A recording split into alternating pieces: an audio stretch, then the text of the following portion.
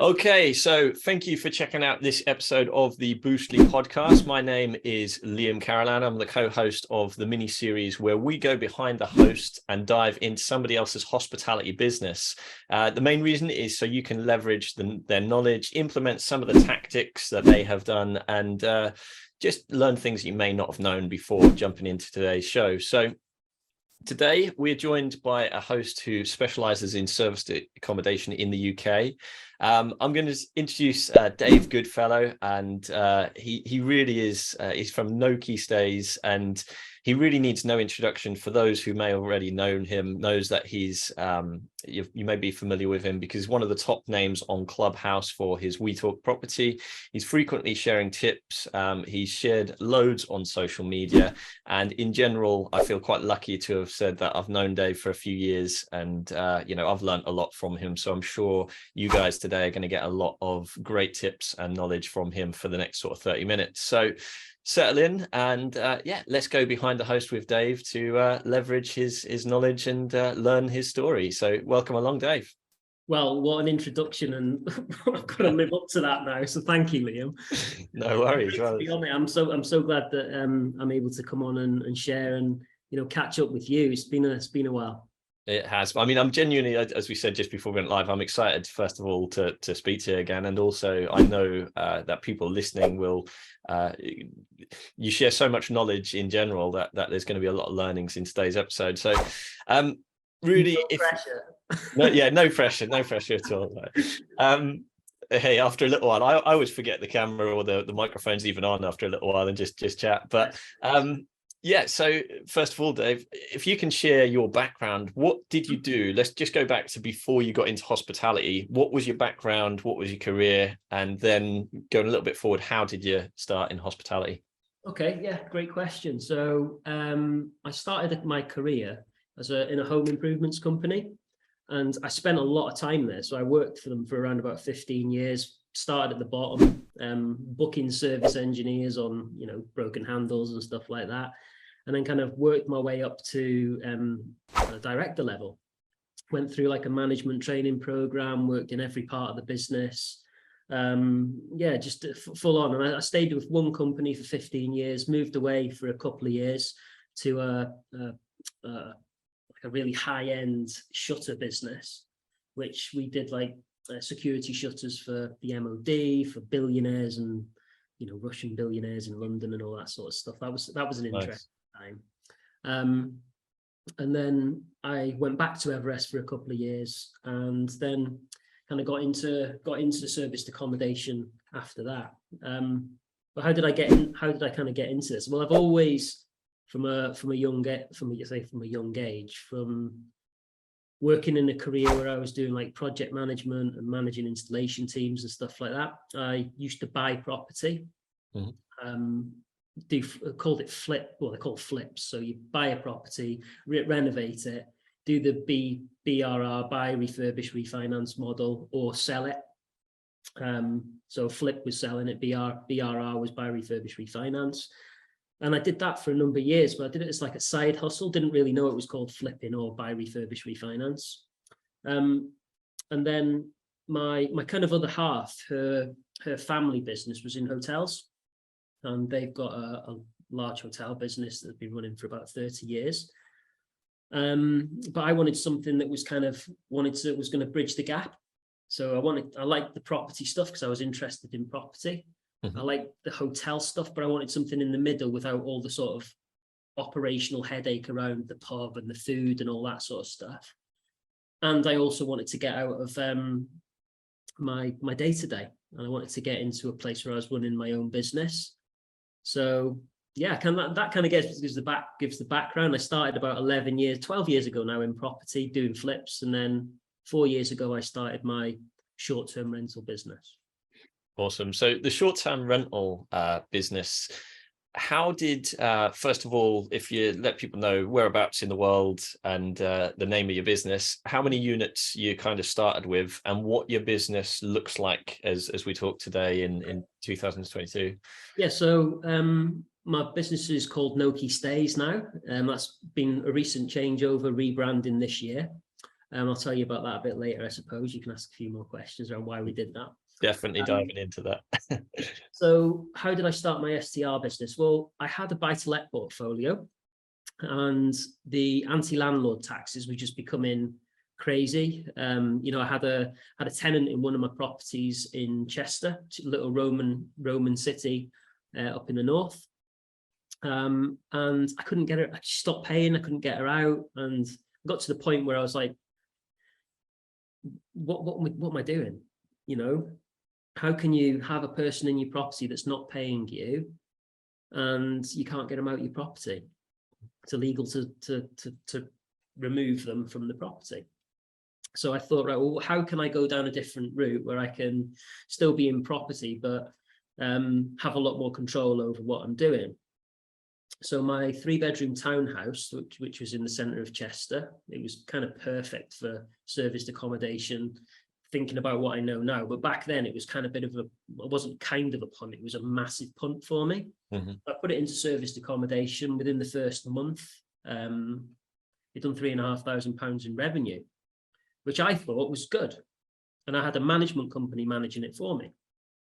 Now that property is doing about £4,500 a month, and it nets me between 1,500 and £2,000 a month.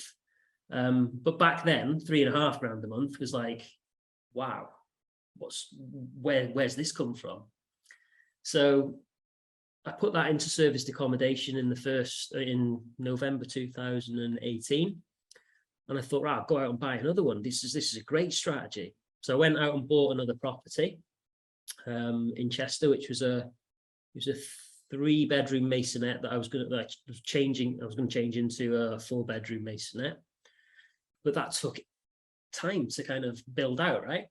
Mm-hmm. So I was like, well, if I want to get out of my job, I'm going to have to do things a bit quicker here than buying houses, doing them up, because it's going to take between 4 to 6 months to do what I wanted to do with the properties, and then start them cash flowing. So I then got into rent to rent, or rental arbitrage is what they call it in the States, right? For all those American listeners.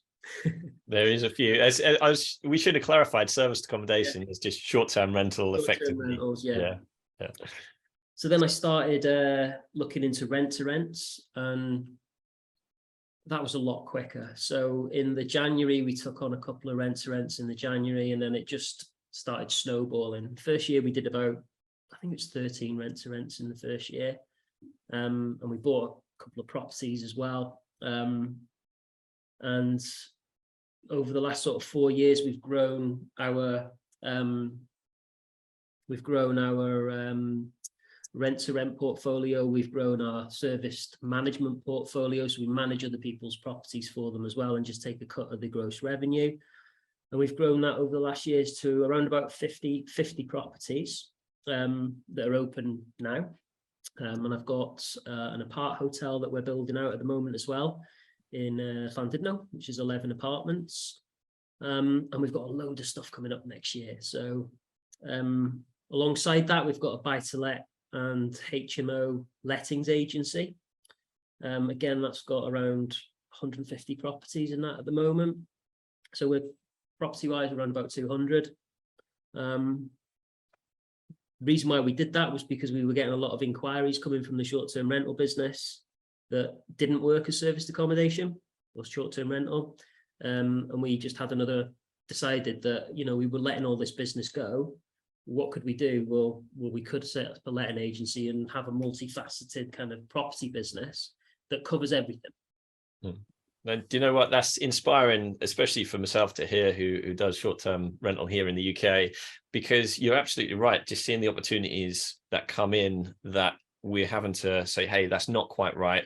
We actually have more of that conversation now than hey, this property is perfect. Often it is not perfect, but it could be good for, like you say, HMO or absolutely fine as a buy to let. And at the moment, it is just saying no, thank you. Whereas for yourself, now you can pass over that opportunity to the other side of the business, to the HMO or to the buy to lets. And like one of the things that we tend to focus on now is, like your portfolio landlords that maybe have got buy to lets that are not quite making any money now because of the anti-landlord taxes, because of the the increase in interest rates and all that sort of stuff, we can take a portfolio landlord and go, right, well, let us have a look at your portfolio. We'll work out what is best for serviced accommodation, what is best for HMO, and what you should leave on a buy to let. And we can take all that under one roof now, if you like. Excuse the pun. Well, I mean, it's such an opportunity. But going back just a step, so first of all, congratulations. It's such a growth journey, and one which I've been pleased to see as well on the sidelines. That sounds like one of the wow moments was when you first made that £3,500 on the first short-term rental. Has there been other wow moments along the way? Has there been bits that you could look back, and for the people who are tuning in and listening, where you could go, do you know what? I'm glad I made that decision then, and there's a few other of those type of decisions. Has there been a few pivotal moments, I suppose? Pivotal moments where, if I look back what we did and how we operated at that time, and the main one was around COVID. So I suppose from the short-term rental serviced accommodation business aspect, the time when Boris Johnson came on and he was like, we've got to close, no business traveling, no leisure traveling, and we were like, well, that's all of our business, what are we going to do? And I was determined at that time. I was like, right, I said to my business partner at the time, I said, this is not going to beat us. I'm going to find a way of making sure that we fill all of our properties and do something different. So we did, and we just had to look at different avenues. So I went to the NHS and got a contract with the NHS to fill all of our properties with doctors, nurses, because they were overspilling, right? Same with key workers, they still were able to travel. So we were getting people from like power stations and whatnot filling our properties. And when everybody was handing their keys back, we were like, I was on social media, like, no, if you've got a property and you can't fill it, come to us, I'll take the properties off you. So the pivotal moment for me was definitely in COVID, and kind of making sure that I had that drive and the not giving up mentality, I suppose. So that was the biggest pivotal moment for me. That is, I mean, that was awesome. I remember at the time you're reaching out, you literally were needing more stock when everyone else was needing less stock, weren't they? So that's amazing. And when it comes down to the actionable kind of things that you've done, so if somebody was listening to this and just going, well, is there certain traits or skills that you used transferable from your previous career, from your previous role, that has transferred into what you do now? Would you be able to share some of those that you think has been really helped along the way? I think any business you work in my opinion, you may disagree with me, the business principles are all the same. It's just a different product or a different name above the door.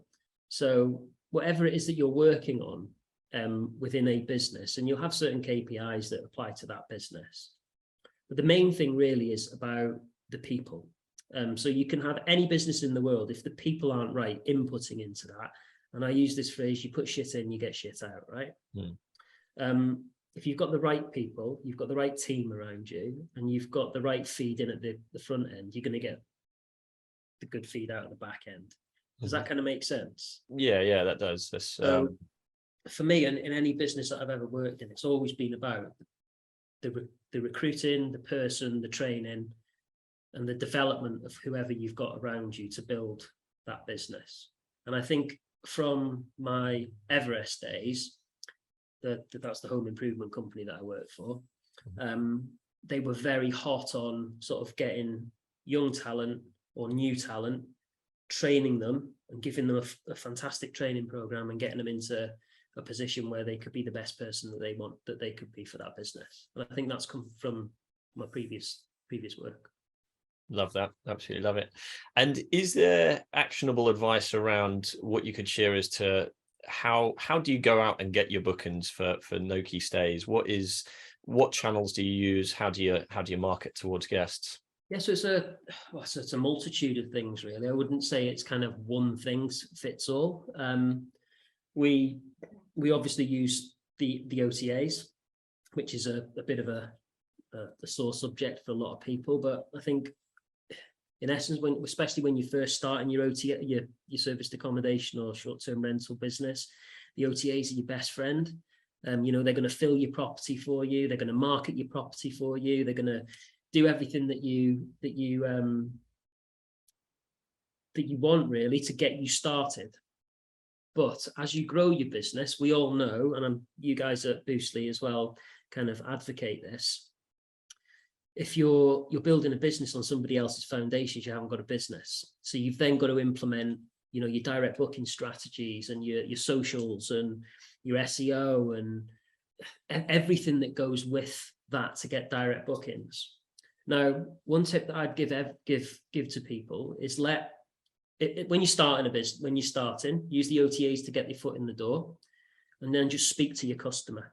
Who's at your property? Speak to them. Ask them very simple questions. We always do what we call a mid-stay call.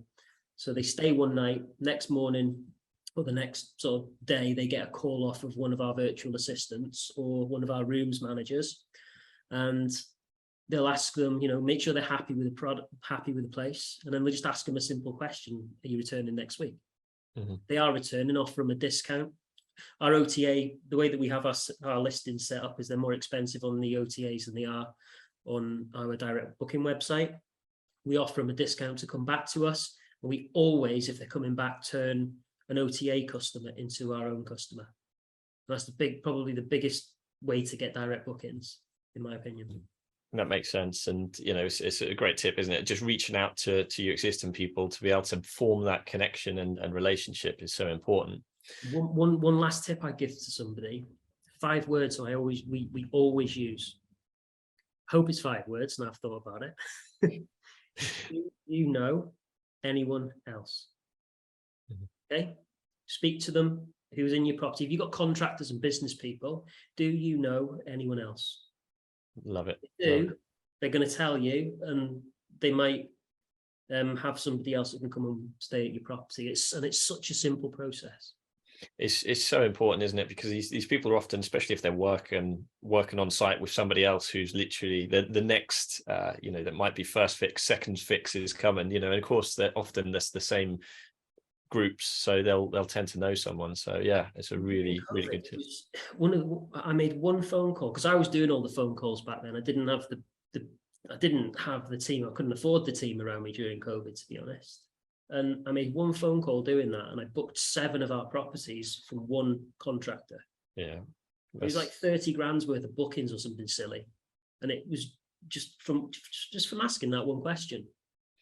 One of the things I always say to people is there's always somebody looking for property in your area. The demand it never flatlines. There's always a level of demand. It's just finding where then people are and who needs your property. And that sounds as though that's exactly what you've done during COVID, and also weekly with people, that you're always finding your next point of demand by reaching out to people, which is cool. So one of the things which strikes me, David, with yourself, David, is that you've kind of gone on this journey of, like you say, from employed to then doing rent to rent, rental arbitrage, to then converting some of the buy to lets, and you're always very forward thinking with the next opportunity. So I've got 2 questions off the back of that. One is, when would you advise for people listening, when should you start considering, my camera's gone off.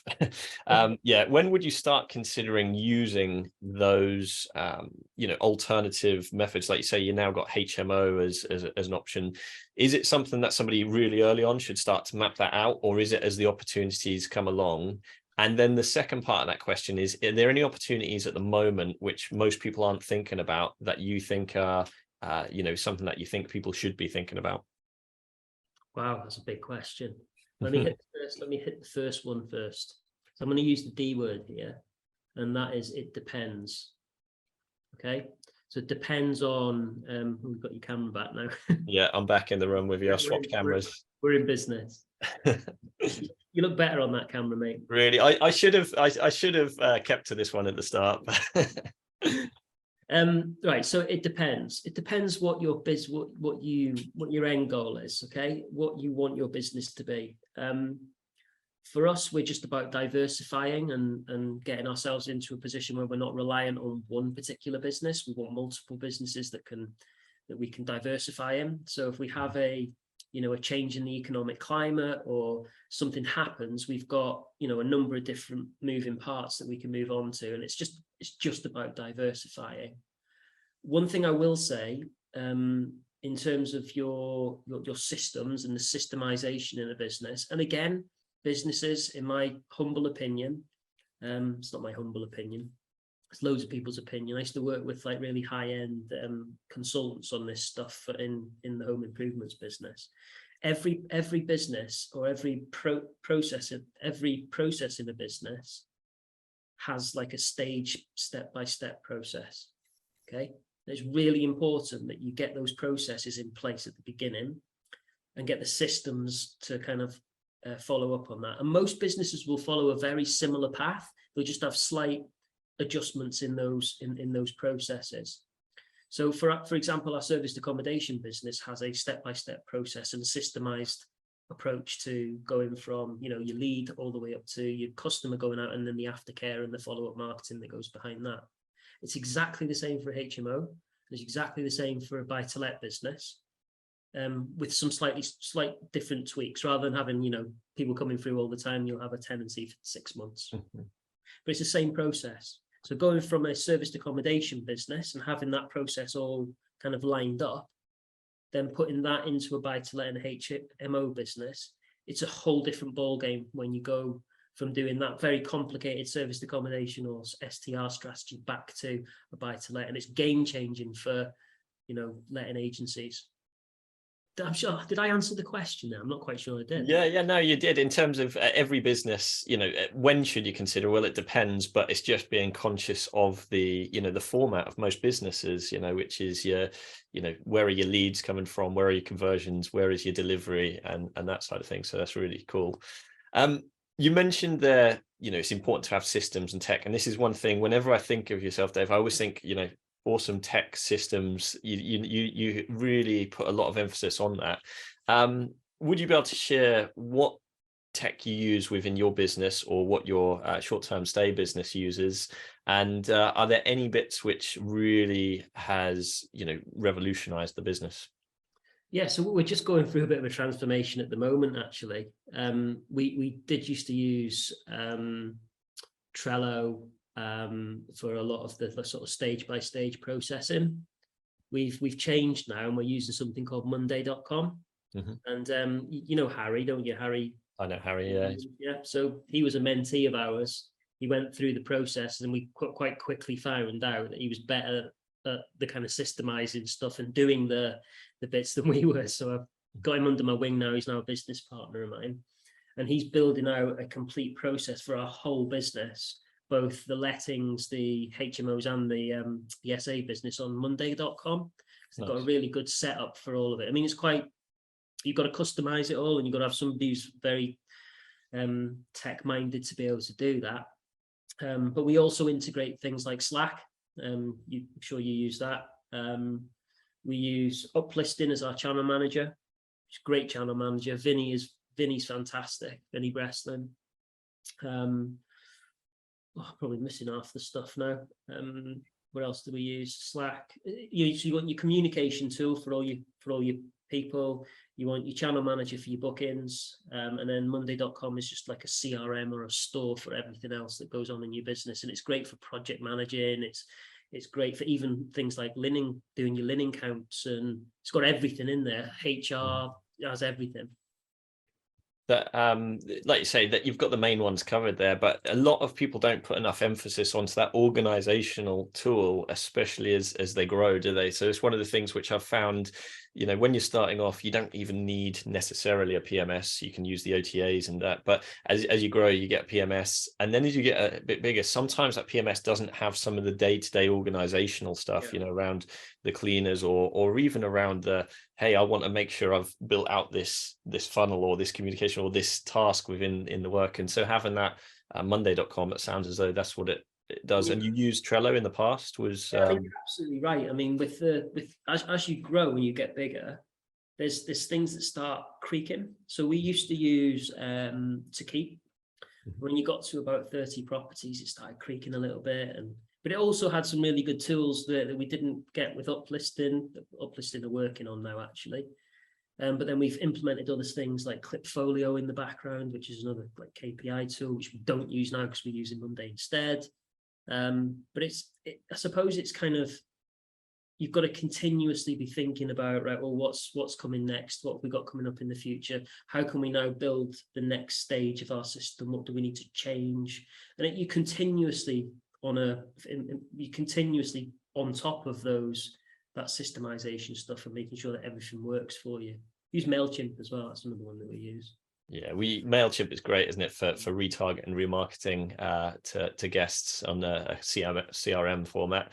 But I think it's so important that the point that you've just made of as you grow, what you need now, you build, and you might need to dismantle certain parts of it to grow. And you mentioned that you're going through kind of a bit of a change at the moment. And I guess part of that is you recently rebranded. Can you talk us through why the rebrand and what the aim and the result is going to be?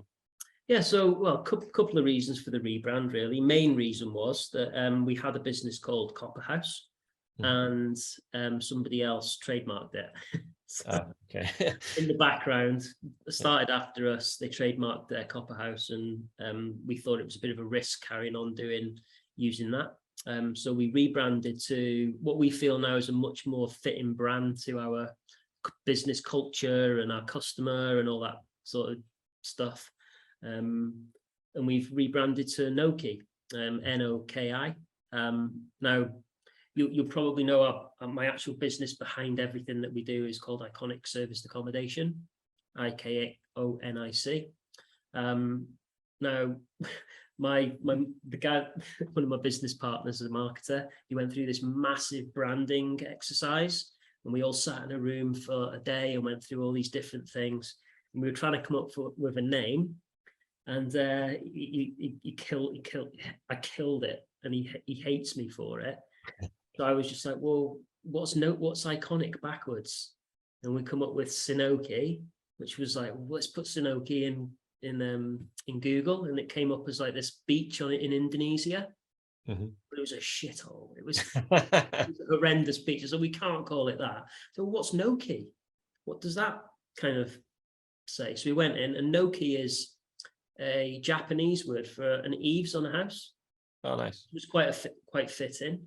And no key as well. It's kind of like, well, a lot of our new apart hotels and stuff, keyless entry, all that sort of stuff. And it seemed like it just felt right. And the Japanese culture as well, calm, serenity, very clean, and it all kind of just fell in place. But it was just iconic backwards. Nice. So I'm glad we got the story behind it, because I did wonder. I saw it spring up on social media, and yeah, I did wonder. I love how it is more modern, and instantly to my mind, I thought you were going to say it's because we don't use keys anymore. It's no key, that side of things. But I kind of just fell in place as well. It's got sort of luck rather than judgment, I suppose. One of the things which I've always noticed is your journey on social media, and you've always shared. I mean, I can remember for last few years, and for anybody who goes check you out, there's videos which go back where you're walking your dog and you're sharing the challenge from that stage like years ago, and that side of things. How important has social media been towards your journey? Oh, massively important. I mean, the social media like Facebook and Instagram and stuff like that has its value. The most value social media that I do, those being Clubhouse and the We Talk Property club that we have from the Property Coffee Meet. We started that a couple of years ago, and the kind of the people that I've networked with, the people that I've met, and the people that I do business with today. It's just been absolutely massive from that. It's helped me grow, like the people that I would never have normally met, because being up in Chester, we'd never, you can go to networking events and stuff like that, but being able to be on a platform where you can speak to somebody there and then and ask them a question and get a really good answer for it has been massive. And then the networking that goes on outside of that as well, that's been the one of the, well, call it a pivotal moment, if you like. And that's been the biggest thing for me in the last couple of years has been able to network with those people and share on social media my journey, but then also take on board from other people that are miles ahead of me, what they're doing as well, and implement that. That really does show, because like you say, one of the people we look up to, saying the network is your net worth, and that is one of the things which is just so true, that having the right people around you. If for the people who, why should somebody listening consider doing either mentorship training or getting involved in these networks where you have the opportunity to do so? So look, it's a really simple answer. Getting educated or networking with people that have been where you have been before. Been where you've been before. That's the wrong saying. Being with people that are in the place that you would like to be in the future. Where else can you get that, where you're just going to ask them a question, they're going to know instantly and tell you? So I have this saying that you can either pay for your education and get where you want to be and do it in a really streamlined fashion and get there quicker, or you can pay for your education through mistakes, because one way or the other you're going to pay for it. But for me, I would much prefer to have that laser focused and get there in a streamlined way, rather than making all the mistakes and whatever. Let somebody else do that, pay somebody else to teach you, and you will grow so much quicker. And it opens your mind as well to different aspects, what you think is possible. When you start speaking to other people, like, it goes so much further. And then when you get to that, you get to a certain state, I call it the bubble, you get to this certain size, the bubble bursts, and you go, oof, what's all this little space out here? Then it happens again and again and again. And we were talking about it before we started, right? If I'd have asked you, 2 years ago, Liam, where you're at now, you'd have been well over the moon with that, right? But now you're there, you're like, oh, what else can I do? Yeah. It's the classic, I think Steve Jobs said, it's easy looking back, you can see those steps, but looking forward, it's never very clear, is it? And exactly like we were saying beforehand, you kind of see in the path of the next couple of years of where the entrepreneurial journey is going to take you in short-term rental and otherwise. It's not easy looking forward, but the same should happen again. And is there anything on that note then, is there anything, if you could go back, classic question, if you could go back, is there any advice you'd give yourself, or anything you'd change if you could go back? Yeah, 100%. The advice I'd give to myself is get started earlier in short-term rentals or property. Just start earlier, but get educated a lot earlier as well. I'd have been a lot further ahead than I am now. Not that I'm unhappy where I am. I feel blessed from what I've got and where I've come from. But I could have been a lot further ahead if I'd have done it earlier and got educated at the same time, and rubbed shoulders with those people that, that are going to help you do that. It's great advice. And Dave, there's so much more that if we had time that I'd love to dive into. The apartment hotel you mentioned earlier on, there's so many opportunities and things. But, as we come towards the end of these, we love to do a couple of quick fire questions just for fun, just to find out a bit more about you. So the answer can be short, as long as you like. And then we'll let everybody know how they can get in touch with you as well. So, quick fire questions then. So, how do you spend your leisure time? What's your hobby? Oh, wow. Leisure time. So I like to ski when the opportunity arises. So I ski. But one of the biggest things I do is just binge on Netflix series or Disney stuff, and I'm a sucker for it. So Star Wars, anything, Marvel, all that sort of stuff. I can sometimes just sit of a weekend and just binge for hours and hours and hours. And I think it sounds like a really shit hobby, but it works for me. It helps me switch off. I like to spend a lot of time with my family as well, my little girl and my fiance. That's massive for me, making sure the family time is planned in every week. Hey, I love that. And do you know what? We shouldn't feel guilty about the stuff we enjoy at the end of the day. If you enjoy it, I mean, I love Netflix. Just a quick follow up to that. What's the thing you're watching at the moment? What should everyone go and check out? What am I watching at the moment? I'm into the new Andor series, the Star Wars. So the if you think Nice. Star Wars do all those little mini series, have you Mhm. seen them? Like so you had the Mandalorian, Boba Fett. Now it's Andor, which is kind of like before the rebellion, just before the rebellion started, and all that sort of stuff. Really sad. I absolutely love it. And I don't care. People think I watched the first episode of that last night, so I am gonna binge that this weekend. So I'm right there with you. it takes a bit of time to get into it. I watched the first couple of series, and the first couple of episodes, and I found it a little bit slow. But I found that with quite a lot of the Star Wars series. But after you get into like the third, fourth, fifth episode, it starts getting better and better. So yeah, stick with it. It's one on the watch list. What's one thing that you think that everybody should read who's listening? A book or Right, I got a couple of books, right, which have been massive for me personally, and for my businesses. So, and I can't pick between the two, so I'm going to give you both of them, and they're both by the same author. The first one is called Rocket Fuel by Gino Wickman, and essentially that's all about visionaries and integrators and working out who you are as a person, which is massive for me.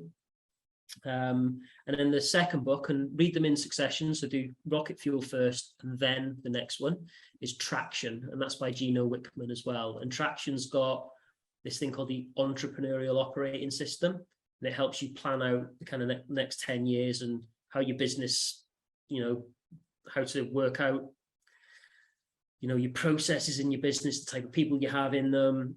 Just a fantastic books. And they were given to me by Rob Moore when I was doing my one-to-one mentoring with him. Do you know, there'll be the downloads on Audible straight after this, and I'm sure many people watching the live or listening will be downloading those too. So Traction and what was the other one? Rocket Fuel? Rocket Fuel. Rocket Fuel. Gino Wickman, Gino Wickman. Awesome. What did you want to be growing up? What did I want to be growing up? I wanted to be an accountant, strangely enough. So it's one stupid thing. I used to really enjoy counting money, but I didn't realize that when I had a piggy bank, I used to really enjoy counting money, which obviously isn't what an accountant does. But hey, I thought that was what an accountant. That's what I wanted. So I wanted to be an accountant. Hey, it's a nice thing to count money. I mean, in general, actually couldn't think of anything more boring to be honest. But they always an interesting one. Last two questions. So, what celebrity would you love to meet? And then we'll end with our classic question. Oh, what celebrity would I love to meet? Tom Jones is cool, isn't he? He is. Do you know, I've been lucky enough to see him live in concert a few times. He's got. Think of the stories you're sitting in a room with him. Just imagine the stories that he'd be able to tell you. I think that's a very British answer as well, Tom Jones. That is it's great. He's the alive one. I suppose a celebrity that's dead would be Steve Jobs. I'd love to kind of get into his head. I know he had a lot of regrets on his deathbed, but the business brain behind that guy has just been fantastic. So Tom Jones and Steve Jobs couldn't be. They're slightly different. But there's great answers. Hope you managed to get them. And one way we always love to end the show is by asking we ask a couple of different questions, but for yourself, Dave, what mantra do you live by? Okay, so good question. Consistency is key. So consistency is key. It's the boring, mundane things that you do on a regular basis that will help you grow, not the exciting stuff. And along with consistency is key, action equals results. You can't have the results without no matter anything if you're not taking action. So what a great way to bring it to a close, Dave. So for people listening, what's the best way to get in touch with you if they want to reach out with you and find out more? So we're across all socials, but I've got one link that covers everything, which is my Linktree link. I don't know if you've got that in the chat or. I've got it here. For the people on the podcast, I'll just read it out, and then we'll also add it to the show notes. So if you're watching on YouTube or watching the live, we'll add it to the comments, which is Linktree, and that's linktr.ee/Dave, DAVE, Goodfellow, which is GOODFELLOW. And yeah, you can check out all of his links there, which is amazing. So yeah, well, I hope everybody who's listening has enjoyed this podcast and for the live. I know you can put your attention in many places, so I thank you for putting your attention with Boostly and checking out all the things that we do. For those who want to find out more about Boostly, you can go and find out more about us at Boostly, which is boostly.co.uk. David, was there any questions or anything you wanted to share, anything I missed before we bring it to a close? I don't think so. I think we've covered everything there and more. So great interviewing, Liam. Thank you. Wouldn't expect anything else from you, buddy. And listen, thanks for having me on. Really appreciate you giving me the time to come and share my story with all the on the Boostly podcast, Boostly YouTube, whatever it is. You got everything, haven't you? So thank you very much. Appreciate it. Thank you so much for spending your time with us. And okay, everyone. Well, that's bye from Dave, and it's bye from me too. So we'll catch up with you on the next one. Thanks, and bye for now. Having a blast, gonna get it on the Boostly podcast. Boostly like Bruce Lee, cause it's so hard and the T is loose leaf. Making up those rhymes, don't write it, just do it loosely.